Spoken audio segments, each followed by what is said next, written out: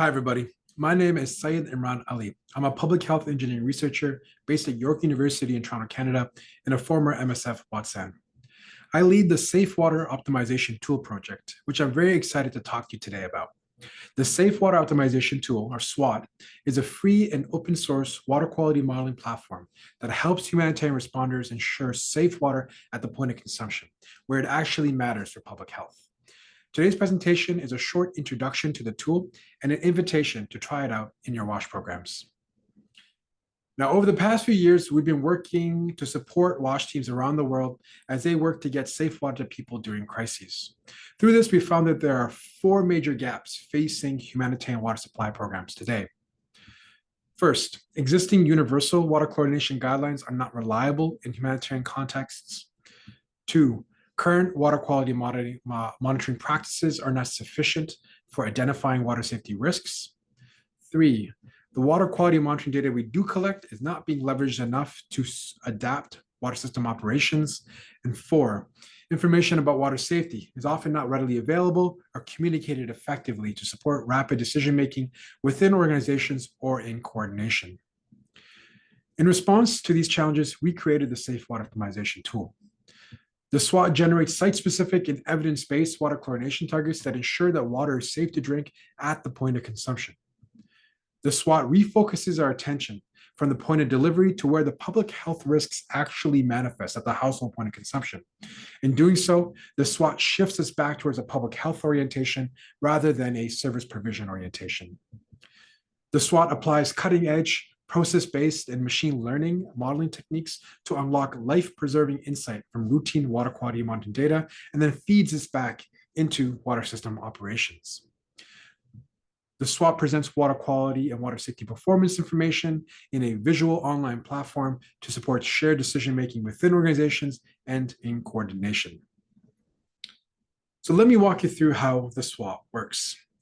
As you well know, waterborne diseases are among the leading causes of mortality and morbidity in refugee and IDP camps during emergencies. Chlorination is the most widely used method of water treatment we have because it's inexpensive, easy to use, and importantly, it provides lasting protection against pathogenic recontamination. It's the only water treatment method that we have that does that. Humanitarian responders are guided by universal standards on chlorination, including the Sphere Handbook and the MSF Public Health Engineering Manual, and the Oxfam guidelines. These all generally say the same thing about what free residual chlorine levels should be at water distribution points. What's important to note is that these are universal standards applicable anywhere around the world. Now, our usual practice in a refugee and IDP setting is to monitor FRC levels after 30 to 60 minutes of contact time, and then to follow up with monitoring at the tap stand. That's where we're meant to deliver those universal FRC standards. But what happens after water is collected, transported, and then stored and used in the home over many hours? Even if water is safe at the treatment plant and at the distribution point, we often don't know whether that residual protection is enough to protect water through that critical last mile before it's consumed. We encountered this problem firsthand during a major hepatitis E outbreak in refugee camps in South Sudan. In South Sudan, we observed that even if water meets those universal FRC standards at water distribution points, that residual protection doesn't last very long. And after this, the water is vulnerable to becoming recontaminated by pathogens. We saw this in South Sudan, and there are in fact many reports now of water being recontaminated after distribution, leading to the spread of waterborne illnesses amongst displaced populations. The challenge here has to do with the phenomenon of post-distribution chlorine decay.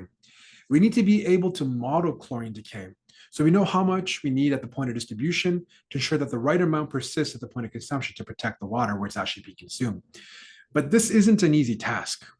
We're quite good as engineers at modeling chlorine decay inside pipe networks, inside closed systems. We do this regularly in municipal water systems, for instance. But what happens after water leaves the tap has never been looked at before. Modeling post-distribution chlorine decay is challenging because we're talking about an open system here. It depends on many known and unknown factors relating to environment, water quality, users' behaviors, other things, all of which are highly site-specific, highly variable, and are not very well understood.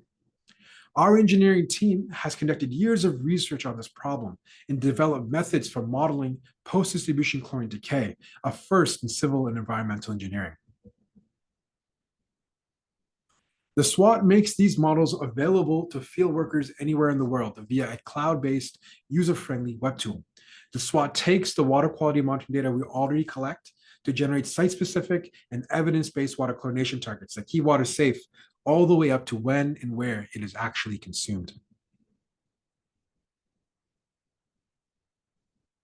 For example, it may recommend in a particular water system that the tap stand FRC target should be 0.9 milligrams per liter to protect water for up to 15 hours. That typical storage duration can be modified based on local conditions.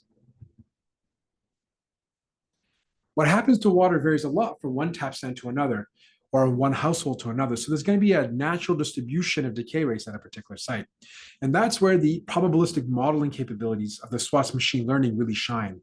The SWOT can first generate a site-specific chlorination target and then predict the percentage of households that will have safe water if the SWOT target is delivered at tap stands.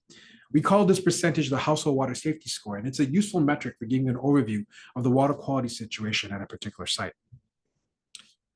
From a field user perspective, here's how data collection works. The SWOT works on the principle of paired water quality sampling. Each sample consists of a time measurement of FRC at the tap stand and then a follow-up measure at the household between 6 to 24 hours later or longer, depending on how long water is typically stored and used at that site. The SWOT requires about 150 of these paired samples to provide an initial recommendation. This can be collected in a rapid burst over 3 to 4 weeks during a household survey, for instance, or as part of routine monitoring at a slower pace. Once an initial recommendation is generated, the models can be updated as new data comes in to reflect the latest conditions in the field. Measurements of water temperature and electrical conductivity at the tap stand can also be used to help improve the accuracy of the models, but these are optional, are not required. The same data that the SWOT is using to generate this life-preserving operational insight can also be used for quality assurance and reporting purposes on tap stand and household water quality. So it builds on the practices that you already do.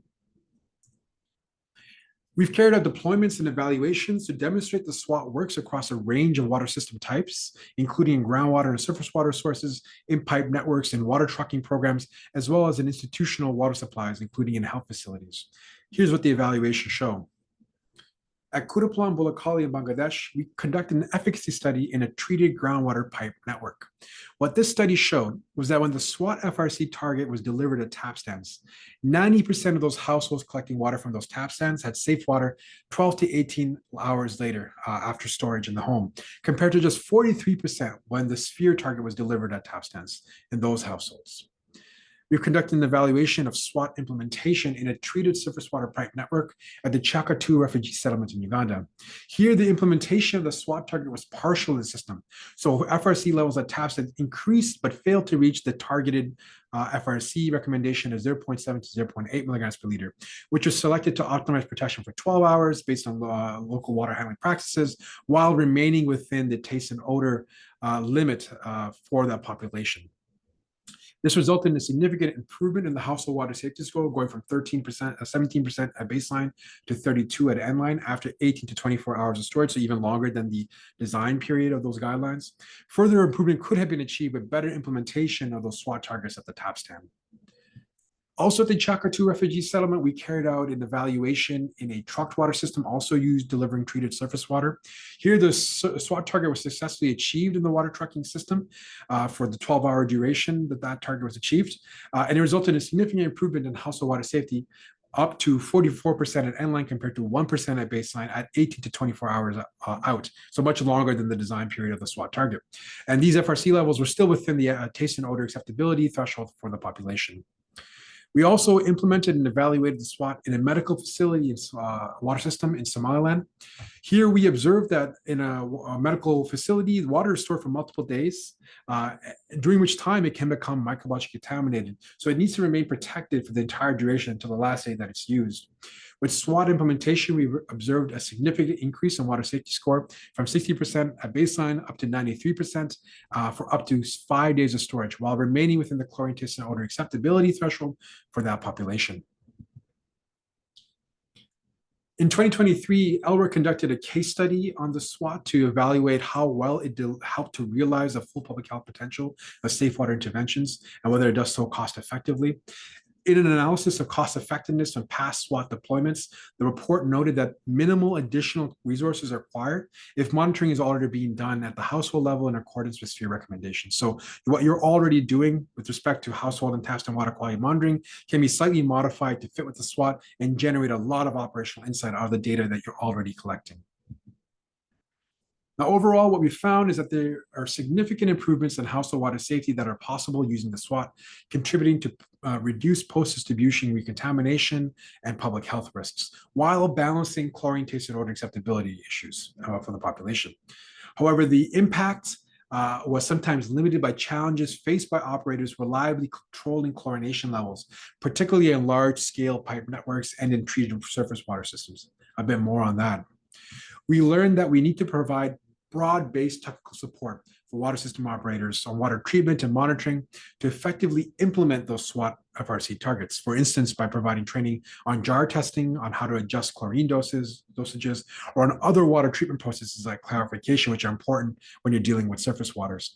These are now kinds of supports, both one-to-one and through resources that our team now provides to SWOT users in the field. We also learned that we need to integrate taste and odor preferences into water supply programs in order to ensure the water supplies are both safe and acceptable to users.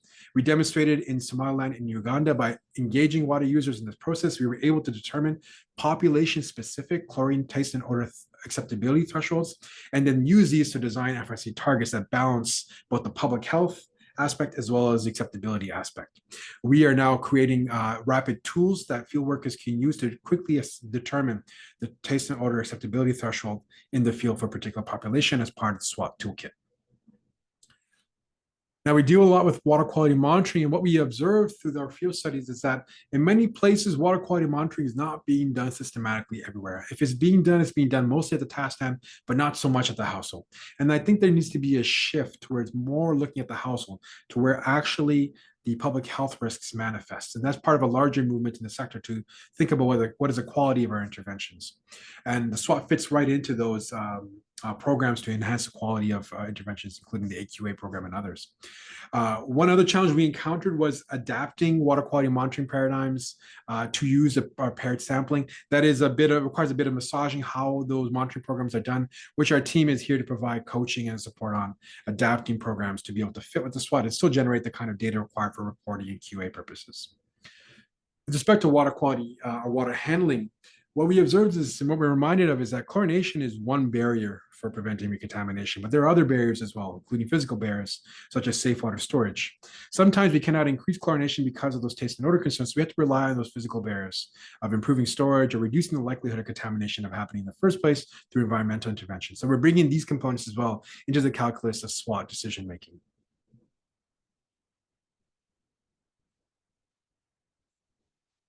Now, you can check out the SWOT online. We're at safeh2o.app. We have a getting started guide, and our team is here at any time to help support you getting started with the tool in the field. So please reach out, hello@safeh2o.app, or visit us at www.safeh2o.app and request an account today, and we'll be here to support you. Thank you very much, and looking forward to working with you on this.